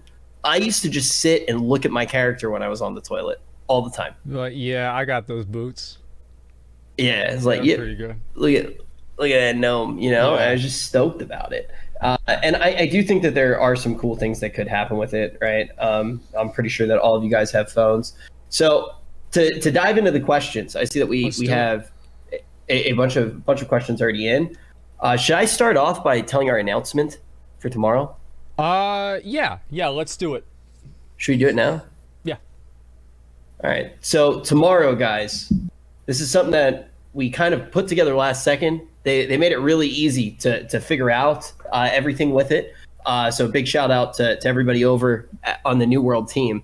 Tomorrow, Zach and I are going to be, or Asmongold and I, is Rich pregnant? No. Tomorrow, Asmongold and I are going to be doing an interview with a dev from the New World team. And if you guys want to submit any questions tonight or throughout the day tomorrow, go ahead and send them in, and we can actually ask all of them to the dev. We're going to do it kind of Allcraft style, and we're just going to sit and chill and just get a better idea of what we can actually expect when we do get to play New World whenever it does come out. I think like the biggest question that I want to start things off with is how much can we actually expect the game to change? So if you guys want to send in any questions for that, post them in the Discord. I'm going to be making questions all night tonight to make sure that we're nice and prepared. Hell yeah, man. This is something we've wanted to do, and I'm really glad that we're gonna have the option to make it happen. I know, like, Rich and I played the game a lot. THD, did you look at New World at all? Didn't really look into it. Just kind of sleeping. Yeah, it is what it is. But He's too busy being a casual, only playing games for 10 hours a day. Yeah, of course. But yeah, guys, so make sure to tune in tomorrow, and we're gonna do that. And Rich, do you have a time for that? Let me check the DMs. Okay. And then we can start off with the questions. But before we do that, THD, is there anything that you wanted to bring up on the show? Any soapboxes that you wanted to get on and let the people know about? I don't think there's anything except pull the ripcord. No, I don't think so. I don't think there's any like specific thing that I missed as far as I'm aware. All right, well, that makes sense. Yeah, I just wanted to make sure. It's tomorrow at 1 p.m. PT. That's California time. 1 p.m. PT on my stream is the plan. Fuck yeah, dude. Let's do it. I'm ready. Yeah, stoked for that. And I'm also stoked for these questions. A lot of good ones. The first one's a lore question. It says, Allcraft, why is Jaina's hair white? I'm new to WoW and I'm so confused what happened or why. Okay, so listen to this. So Jaina had a boyfriend, and that boyfriend turned into the Lich King. And then Jaina had another boyfriend, and that boyfriend turned into a crazy magic-wielding insane person who became a servant of Illidan and caused an expansion to happen. And then after that, she dated a dragon. Or no, sorry, didn't she date Ronan? Did she date Ronan? No, I don't think she dated Ronan. I don't know. She's been getting around. But listen, after your boyfriend turns into the Lich King, it adds a certain amount of stress in your life, and it ages you. When you cast magic, you can use varying sources of power. One popular source of power which mages use is their own life force. That is why constantly in World of Warcraft you see both male and female mages have white hair. That's not why Khadgar has white hair. That's not. Why does he have white hair? Because his fight with Medivh artificially aged him. That is true for Khadgar. Yeah. But Jaina, when she did the massive teleport, like she used her life force. She used her life force. Okay, all right. Huh. It was the teleport during the bombing. That was when they should play Warlock. Yeah, then you can use some demon seed. Yeah. All right, let me find more questions. I accidentally scrolled through them. Man, you were close though, Zach. I mean, I think that would stress me out a lot. Like the whole Lich King thing. I don't know. What are your opinions on adding more fun and I'm just thinking about Asmon dating the Lich King now. That'd suck. Sup, dude? It's just like in the Lich King knocking on your bedroom door. What are your opinions on adding more fun and leisure things? Maybe, you know, now that we're thinking about this, maybe Sylvanas should have been the Lich King. That sounds pretty good. All right. What are your opinions on adding more fun and leisure things to do in the game, making professions more fun, like things like player housing? Is this question? I think they're doing that. Didn't we just get done saying that they're doing that in Shadowlands? I feel like they are doing it in Shadowlands. Yeah. My takeaway with this though was the professions in particular. The player housing obviously isn't something that is. I think player housing. I do not think that player housing is in itself a bad thing. I think that it can be implemented well in the game, but I think not in 90% of the games that it's in, and that is a completely random number. But it's I'm picking that random number because it's a high one. In most of the games, in 90% of the games that I play with player housing is implemented in a very bad way. I think that player housing can be good. I understand why people want player housing, but I think more times than not, it is fucking terrible. Yeah, I would. I think the profession stuff, right? So some of the things they're doing with professions in Shadowlands is like crafting legendaries requires you to have, like, if you are a cloth wearer and you need someone to craft you a belt and you don't have tailoring yourself, the belt is available to purchase on the auction house. The sort of like the common quality belt will be available to purchase on the auction house, and an inscription can give the missives, which are basically the stats for the belt. So a missive of haste and a missive of mastery. So you can go to the auction house, buy the belt from a tailor, buy the missives from an inscription, and craft your legendary. So in a way that is tied into that, and on top of that, almost every profession has like their own little thing in terms of buffs. There's a lot more like buffs on your gear and buffs on your character. So they have like weapon oils back, so like alchemists can do that. They have armor kits back, so like leather workers can make that to increase stamina on your gear.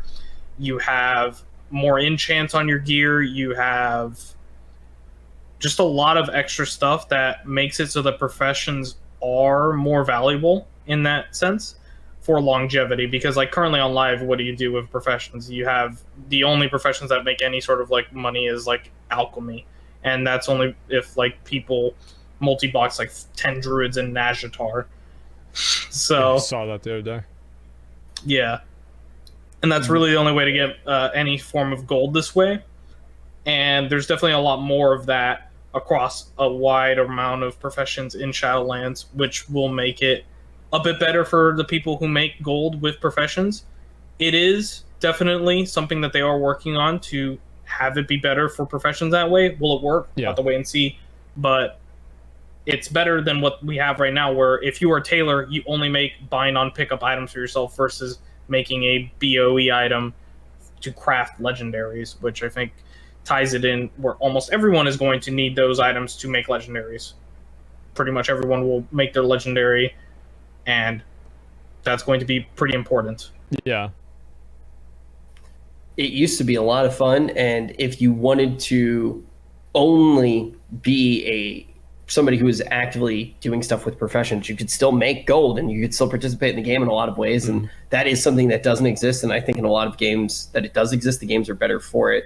This is a question coming from Tin. It says, do you think that streamers could/should set an example and not min-max and choose the playstyle that they find most fun? And I will comment by saying the largest World of Warcraft streamer happens to be one of the worst players at the game. All he does all day is run around in circles and not get mounts. I don't even play the game. And he begs for gold and watches it. So if that was going to have a huge impact on people not min-maxing, they already wouldn't be min-maxing. It's not just streamers that dictate player behavior. Players that play MMORPGs, a lot of them like to get powerful. That's why they pick MMORPGs instead of picking a game where you actually get good at it. Like, that's why boomers play MMORPGs, so they don't have to get good at other games. Yeah, I don't want to have to get good at the game. That's take like hours, man. Holy shit. Yeah, so I get where you're coming from with that, though, but I think the players will always kind of naturally gravitate towards that, or a large section of players will. Whether that's the majority or a smaller portion, I don't think any of us can say, because that would be very anecdotal, right? I think most of the people who min-max are probably going to be the people who are more likely to be on Twitch, for example. So if we sit there and say that everybody min-maxes, that would be us just... That's a huge fallacy, right? Just based off of who you're close to and who you're talking to. When I go on Twitter right now, I don't see anybody going, wow is the best expansion ever. I love World of Warcraft. Whoa! Because everybody I follow hates the fucking game just like me. I follow people that I'm more likely to like and more likely to view the world the same way that I view the world in. I see THD tweeting every day, 875th day of reminding Blizzard to remove the GCD. I see like Sloopbag like tweeting about removing it, right? Like, I follow people who view the world the same way I do. So we don't really know. The world is a giant echo chamber right now with how social media is set up. So I don't know how many people even do min-max. And I think that's always one of the things that we try to bring up and be honest about. Anecdotally, we know that a lot of players do play this way. What we see in the game makes us see this, but of course you're going to be in your own little bubble at pretty much all times, in the terrible social construct that we live in, inching closer and closer towards our mortal demise every single day. Right, how are blood DKs in the next expansion is the next question. Blood DKs? They're doing all right. The problem with blood DK is they don't do any damage, so they just lose Fred all the time. But they're very survivable. Yeah, it's kind of like they're swinging around with like a foam sword, but they have plate armor on. It doesn't make a whole lot of sense. They're super powerful at like living. I think one of the tanks that people are using a lot in current Mythic Plus is Blood DKs and Vengeance Demon Hunters. They're messing around with, but they don't really do a whole lot of damage, and that's kind of the big problem. Yeah, they've nerfed some of the legendaries that were making them do an insane amount of damage, versus just having classes like Prot Paladins are a lot squishier, but they do the most damage of all the tanks. And Vengeance Demon Hunters currently are doing a lot of damage while being pretty tanky, so those are definitely looking very good in dungeons, at least currently from the Shadowlands. In Raid, obviously, that's slightly different, but they're still just as powerful in Raids. Brewmasters are Brewmasters. They're unkillable and they do no damage, but hey, it's the way it goes. Are Warriors good? Warriors? Oh, fuck. It's like a Rep Paladin. The only reason a warrior is good is if you can Spore Flex something. That's about it. See, warriors were flying too close to the sun in the end of BFA, so similar to Fire Mage, they got rid of all their nice little gimmicks that they had and just threw them in the dumpster. Thank God I'm a mount farmer. Oh, shit. Fuck. You're going to the raid either way. You'll be fine. Yeah, whatever. So this question is from Shrent. I get nervous. I'm not reading people's names anymore. I get too nervous. I feel a problem is that Blizzard is adding too many new systems and new zones that are useless after the expansion is done. Look at other MMOs like Final Fantasy and ESO, where they're making content/systems relevant still 8 years later. What are your thoughts? I think the question's framed in an interesting way, but they've done this in BFA though. Like they redid Darkshore and Arathi Highlands, and I think in Legion they re-incentivized the old zones in many ways by adding the artifact quest lines and the class order hall quest lines. I think they've done a much better job, but you're right that they've got a long way to go. I want to see more reasons to go back into old content as well. I have to say, just for anybody who asks questions on the show, we know that Final Fantasy is a fine game, but just the general audience of people who watch Allcraft will take your question much more seriously if you don't let people know that you play that game. Yeah. It's just something that I've noticed in the chat. Usually when Final Fantasy is mentioned, instantly everybody in the chat starts screeching weebs out. So if you want your question to be taken seriously, maybe don't mention it. Say, I've researched many MMORPGs. Say something like that instead, and I think it'll go a lot better. Yeah. But I'm glad that you're enjoying playing Catman in the Final Fantasy world. Do you think the new leveling experience, where you can pick an expansion to level in up to level 50 in a wave, is a way for Blizzard to see what expansion is in demand for legacy servers like the Burning Crusade, Wrath of the Lich King, etc.? Wow, that's an interesting inkling from Bob. No. What do you think? That would be a terrible idea. Like, because everybody's going to do wide. Yeah, it's like, wow, there's so many people that love wide. All right, hey, bring her out. No, there's nothing to do with it. It has nothing to do with it at all. Absolutely. I've said this multiple times. Finally, we have a Warlock on the show. If I could, for just a week, have a WoD legacy server and get to play Demonology Warlock just Chaos one more wave. time. Oh, fuck. This is sad times. This is like the Rep Paladin speech now. That's about right. Dude. Demon Bolt, man. Yeah, and then Demon Hunters came and they just took our spec. They literally took your spells. They took a shitload of our spells and only got 2 of them. Like, how sad is that? They couldn't even get our full Metamorphosis kit. Like, imagine if Demon Hunters were just what you were in Metamorphosis form for Warlocks. It would be a much better spec than it currently is. What a fucking terrible spec. So this is like somebody, I'm sure they don't even play Feral Druids. People just like to pick on Feral Druids. How are Feral Druids? I've heard they've gotten a bunch of improvements recently. I actually haven't gotten to check out what they've gotten, but THD, you probably know better than me. How are Feral Druids looking? I personally have no clue what the hell Feral Druids do. I don't know. All I know is they're basically like rogues, but they bite. That's about it. I've heard that they're better. I haven't played with a Feral. I wouldn't know. Preach says they're pretty good. You might have to ask Preach about Feral, but I don't know anything about those, man. I know that no one in our guild basically plays Feral unless for some reason it does really good.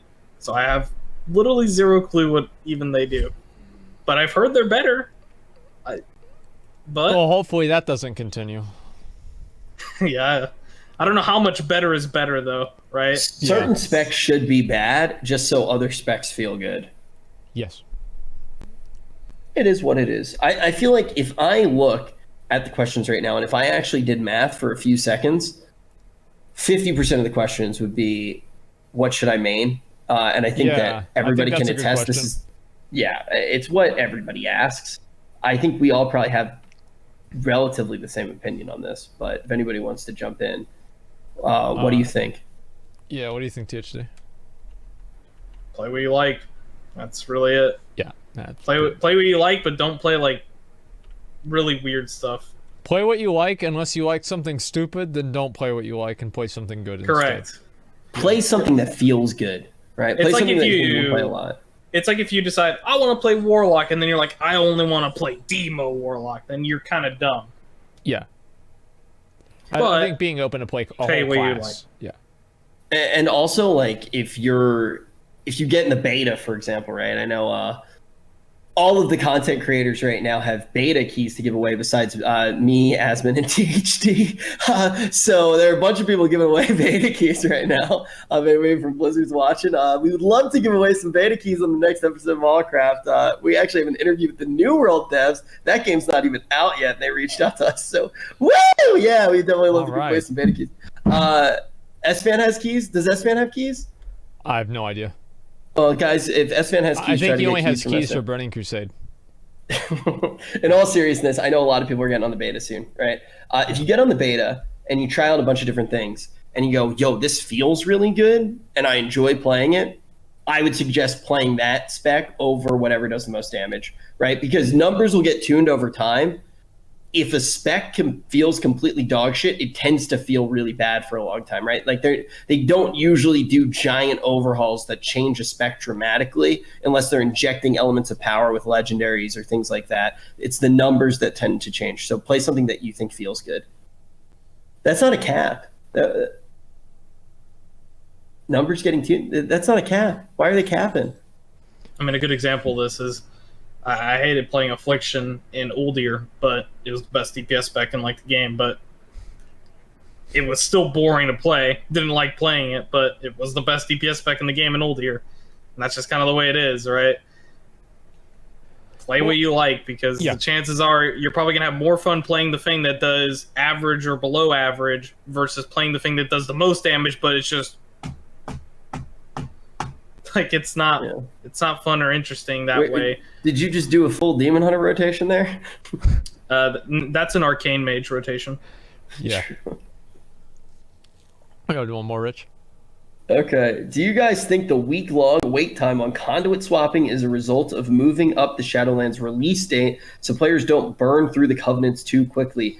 IOW, I actually don't know what that means. Blizzard giving themselves pseudo more time post-release development. No, I think it's just a arbitrary number that they're like, yeah, we don't want people swapping these around all the time, so we're just gonna put them on 1 week. I mean, they've even said like that they think that the Azerite armor reforged cost, it wasn't good enough. They thought that wasn't restrictive enough, so they wanted it to be worse for some reason. I don't get it. It's so strange. I love carrying around 5 helmets in my bag. What do you mean, dude? That's so fun. It's awesome. I love that. It's great for the game. It should not be a weekly CD. It's so strange. So this first question here, it says, do I level my alts now or wait for Shadowlands in terms of speed? I think now isn't a bad time for a lot of reasons, because there's really not that much else to do. But in terms of speed, I actually think it's pretty easy once pre-patch does come out, and pre-patch should be relatively soon. So I would recommend waiting. The only reason that I would really do it right now is because it's like, what the fuck else are you going to do? But I do think it'll be really enjoyable. But once we get, you can just go into WoD and blast it out. Enjoyable leveling experience, and it's going to be quick. Yeah. I don't know. I've leveled a lot of the characters. I'm only missing, I think, 2 of the allied races, and it's something that I do whenever I'm just bored. And so I think if you're bored, you could start working on it. But yeah, I wouldn't go hard on it until the pre-patch. Everything that I've heard has implied that it's going to be substantially faster whenever the pre-patch comes out. I leveled on the beta, and it felt really fucking good. There you go. Yeah, it's definitely faster on the pre-patch, right? But it's just a matter of like, do you want to do pre-patch stuff, or do you want to level during the pre-patch? Yeah. There's some things in the pre-patch that are really, really good, and it's going to be probably limited. It's in the pre-patch, there's like these bosses that spawn and stuff. One of them drops a 34 slot bag. It's the only other 34 slot bag in the game besides the one that costs 500k gold. So you might want to pick up that 34 slot bag before the pre-patch goes away, because if not, it's probably not coming back. But you have to assume. So can you get multiple? No, it's unique equip, so you can only get one per character. But one per character. Definitely something you want, because that's the only other 34 slot bag in the game that doesn't cost 500k gold. Damn, that's a lot of numbers. I don't even think I have one of those. Yeah, it's from the Mad Merchant, the other one. Dude, I don't know why. We can still see your in-game cursor over THD's head, so we can see you right now looking. Well, yeah, because I don't have one, man. I just went to go check, and I don't have a bag. I've got to go buy it. That's 2 more slots. You guys have seen my inventory. I'm going to use those. It's very important. Yeah. Dude, I don't know how the heck that happened, though, that we can just see the cursor. I have one more question. The 32 slot ones? 32? Yeah, I've got the 32 ones. Oh, okay. Actual casual, dude. Shit. Actual casual. So I have one more question for THD. What was it like to actually get the world first victory? We talked about it a little bit, but what was it actually like? Because I obviously got to be there with you guys when you were trying. You didn't quite get it. What was it actually like to be there? Well, to get world first, it was sort of like a thing where I was standing there. We killed the boss. We're like, is it actually dead? Because the achievement didn't pop up, right? Oh, yeah. But then it was like, oh, freedom! And then everyone went out to like go have like a little party and stuff. For me, I'm not too much of like a party guy, so I just kind of stayed there. And the next 5 days that we were still at the Complexity Center, all that we did was watch the other guilds suffer, and that was really funny. Just to watch them just die over and over again. We whipped open Gromnak's stream, just had a pizza party, watching people just wipe. Oh, that's great, man. I love it, man. It's cool to see. It's cool to see Limit take a win. It really is. I'm very glad to see you guys come out ahead. I'll be curious to see what happens in Shadowlands now that so much of things have been shaken up.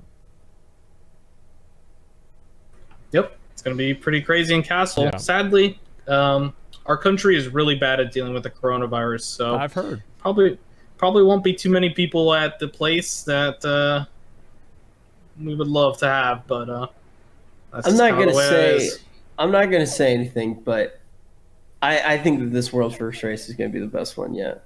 I probably would have to agree. No, I think so. Absolutely. Well, anyway, man, I do really appreciate you coming on and sharing a little bit of your insight on the higher level of playing the game beyond mount farming. And so thank you very much, man. I farm mounts too, man. How many do you have? What, just like Shift P? The Shift P thing? How many mounts do you have? It says in Shift P 516. Okay. All right. That's good. I like it. All right. Well, there you go, guys. Give him a follow, THDlock. Thank you very much for coming on. We really appreciate it. Obviously, one of the top warlocks in the world, and we also have Rich here as well. And so we're gonna be going over to Rich's stream and doing the after show on his stream. So all of the article Andes and everybody who had their input about not corruptions, but about covenants and everything like that, you guys can head on over and sit in the lobby and maybe have a conversation about it. We'd love to talk. So thank you guys all so much. And mods, if you want to link THD's social media and everything in the chat, make sure to give him a follow. And again, man, thank you so much for coming on and being part of the show. It's been awesome. Thank you very much. Yeah, thanks for having me. Dude, thank you, man.